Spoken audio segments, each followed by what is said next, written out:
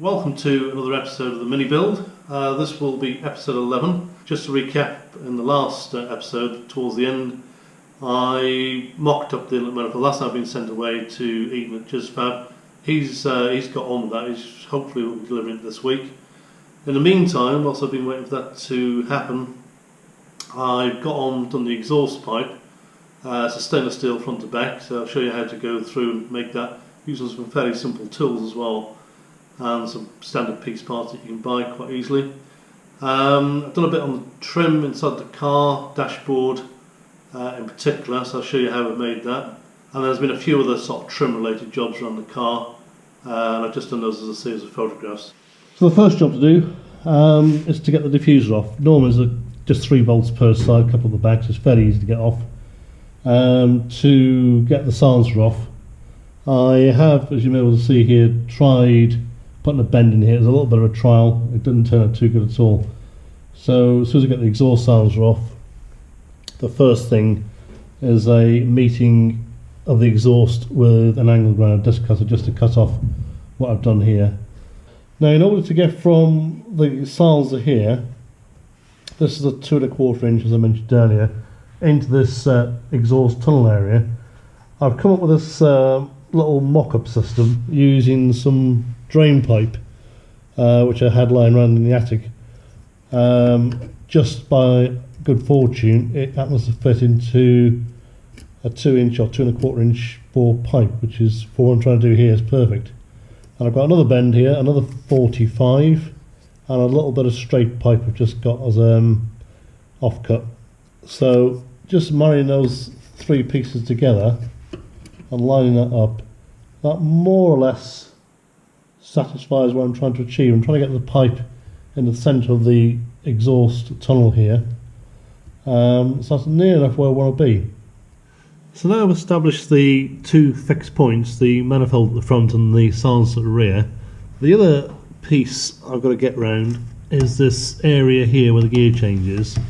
So what I'm going to do to begin with is I'll just put this bit of downpipe in, this plastic downpipe, just to mock up the exhaust.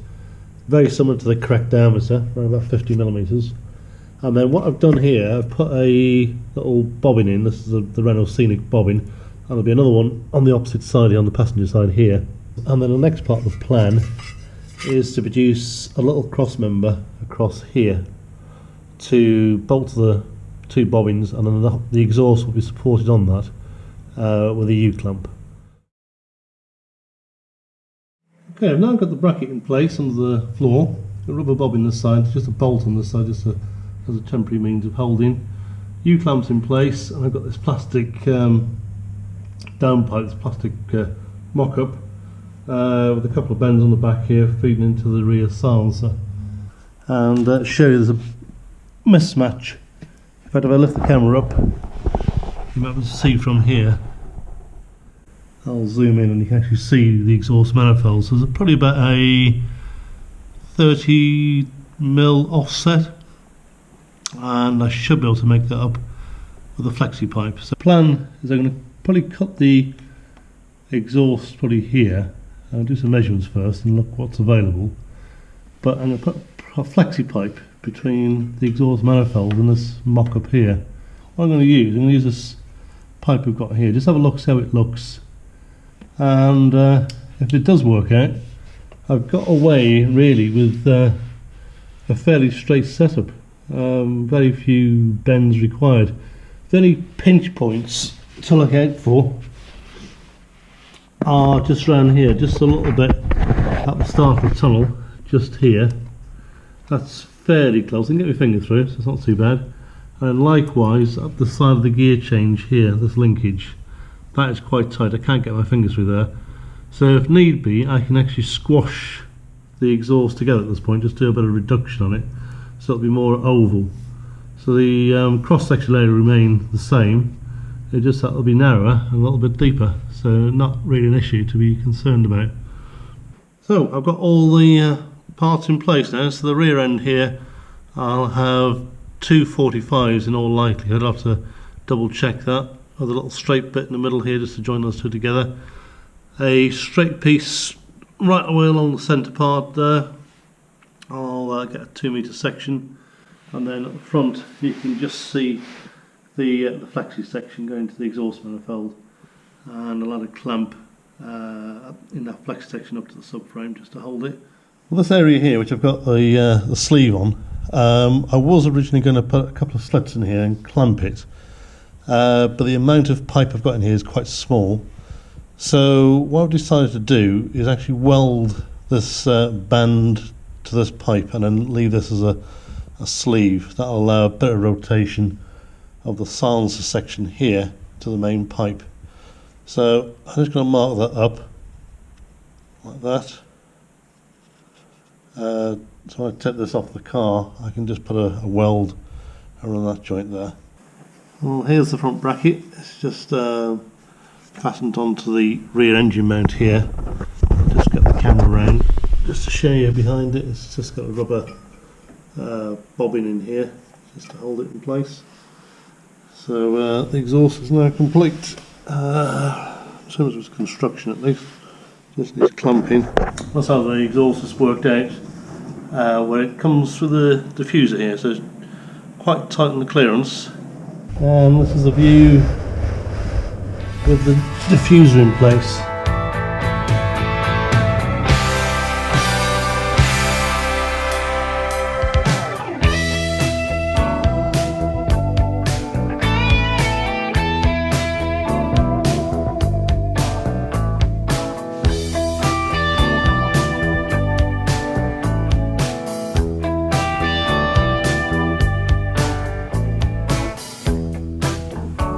One of the jobs I want to just finish off in the interior is the dashboard area here, the bulkhead, and also I've just got the remnants of the old tray here. It's a bit tattered, as you can see here. It's broken into 2 pieces. So this bit of cardboard here is quite tatty. I'm going to really just use this as a template. I'm going to use this foam board here. It's about 5mm thick. It's fairly stiff. That's a good thing about this, and also it's self-adhesive as well. So when I put the covering on, which will be a piece of black Alcantara, that'll just stick straight onto that. If you can hear any disturbance outside, it's Storm Kira passing through. So it's a fairly noisy day today, unfortunately.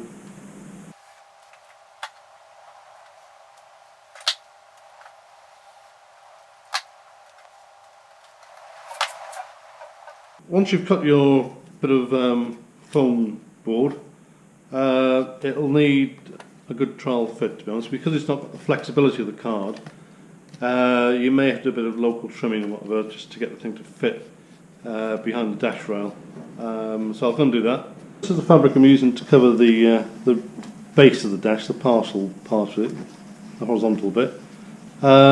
It's just a bit of Alcantara. Next step is to place your foam board in situ, and as you can see I've put a green line, just a felt tip line around there, which you'll see the use of in a short while.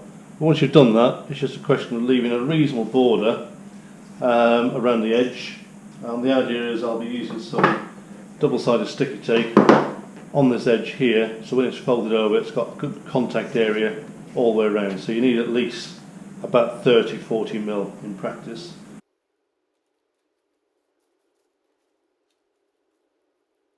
One thing you can do with this foam board, just to get this radius nice and smooth after cutting it with a knife, is you can just use a bit of sandpaper just to smooth the edge in there, or any other bits for that matter, any corners, whatever. Okay, now the next bit, once you've got your fabric all cut ready, I have run over this on the inside with an ordinary hot iron, just to get the thing crease free. So once you've done that, you can then place this inside, do a final top check that all your cuts are there. If they're not, don't worry, because you can go around at the end and just do a trim. And then the next bit is just to peel the backing off here, just to really reveal the sticky surface on here. And then this is where these lines come in useful, because what you can then do, when you flip it over, you know exactly where to be placing this on the fabric. And the lines are extremely useful. So I've got that more or less lined up. Of course, once it's on, it's on. There's no real going back with it. And then what you can then do is flick it over. Painter's roller, which I've seen me use for other jobs.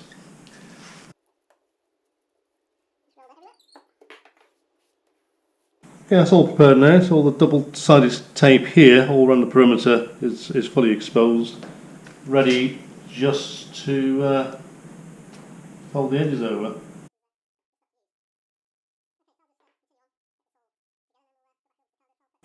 There we go, that's the first one done.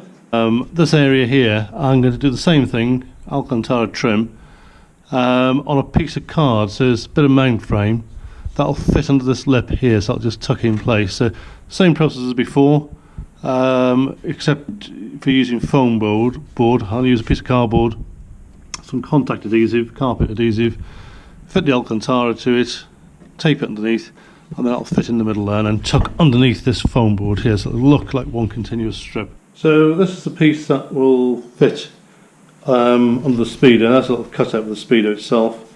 It's nice and flexible, so it'll follow the contour, and also thin enough to fit into the little groove on the dash rail.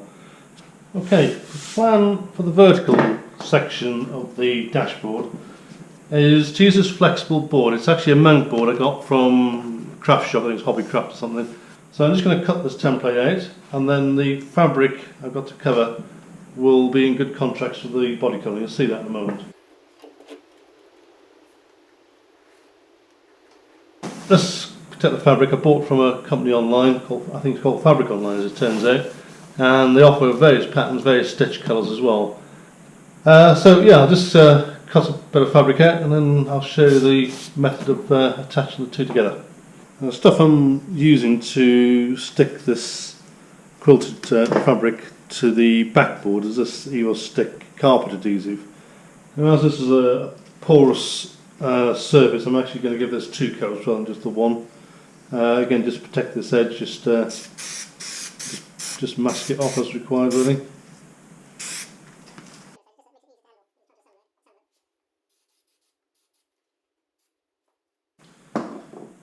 Okay, I'll just let that dry for a few minutes. Okay, again, the green line marked on the fabric here is a useful guide as to where to just drop the card into. Now I've just got that glued up, 2 coats on both. It's dried off, just tacky, so once those two come into contact with each other, they should stick pretty well. So trick again is to get everything lined up. I'm fairly happy with that in terms of its location. I've got enough of a margin all round to play with, so I can then push that into place. And then again using the roller just to push it down.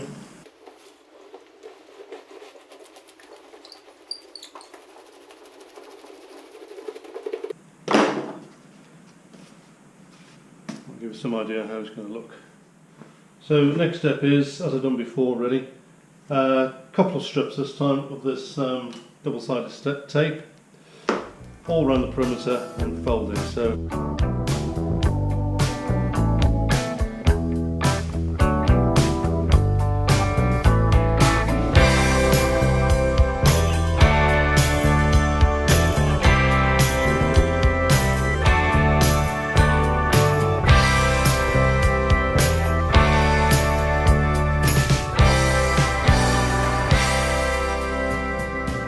one of the areas I want to improve on the interior, I bought these lightweight carbon fibre seats.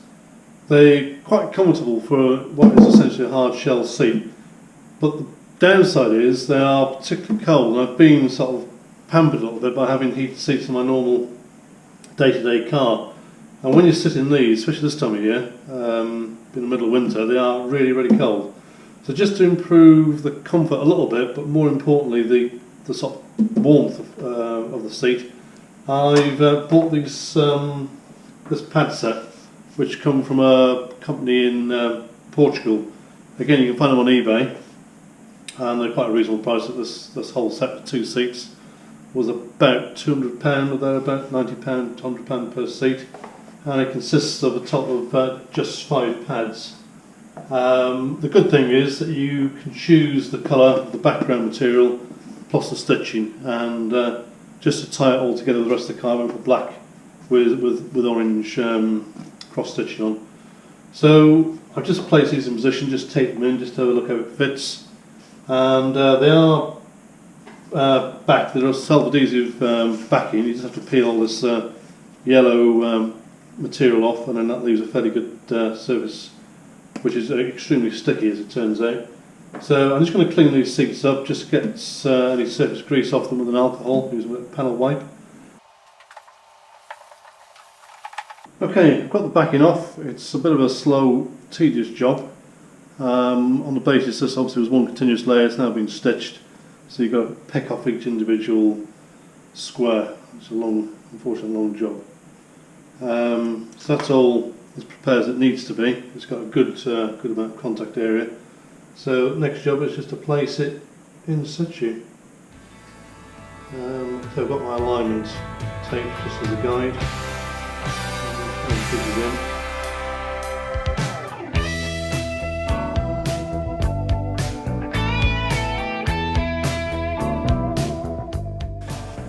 And then when I come to put the next piece on here, the adjacent piece, I'm going to leave a small gap just to allow a bit of spread of this foam.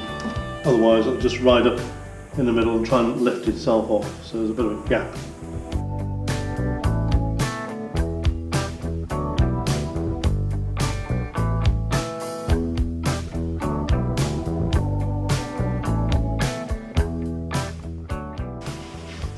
So what I'm doing, I'm working my way up. So the next piece is this piece here, which fits in that gap. So I'll continue on building this up, again leaving a small gap around the adjacent pieces here to allow the cushion to spread. Well, that's the seat done. I'll just tip it forward so you know a better look inside. I'm really pleased actually. I think these, when you order them, you can have the logo done. Pretty well whatever you want really. I just opted for the standard RCC.